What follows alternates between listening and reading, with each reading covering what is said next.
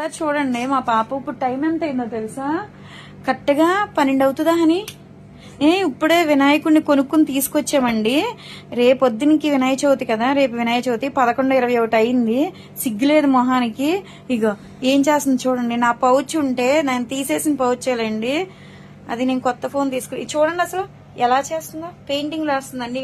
అసలు ఉంటాయా? Water colours కదా, పోతాయి కదా ఏమి కడిగితే. మరి పడుకోకుండా ఏంటి రేపొద్దున పూజ చేసుకోతే ఏంటి? నాకు ఇప్పుడు దాకా సెలూన్ లో వర్కులు సరిపోయినాయండి. ఆర్డర్లు తీసుకోవడం ఏంటి? ఆర్టిస్ట్ నీ బొంద ఆర్టిస్ట్ ఉన్న కలర్స్ అన్ని ఇలా కెలుక్కుంటా కూర్చుంది వేసేసి. అమ్మో సర్లే, మా అమ్మాయి నేర్పించకుండానే ఇంత ఆర్టిస్ట్ అవుతుంది. నేర్పించిన తర్వాత ఇంకెంత ఆర్టిస్ట్ అవుతుందో. పర్లేదు, బాగానే వేస్తుందిలేండి. ఇది మొహం చూపించు. ఇక మా పాప ఒక దాంట్లో చూపించాను లేదు, ఇవన్నీ బొమ్మలేనండి. పాలకొల్లో కొనుక్కున్న బొమ్మలు, వెస్ట్ గోదావరి పాలకొల్లో.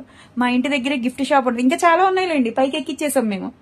అదేంటి 2 రోజులకి లేకపోతే వారానికి బొమ్మలు కావాలి. మా అబ్బాయిని కూడా చూపిస్తానా అండి, ఇటే ఉన్నాడు.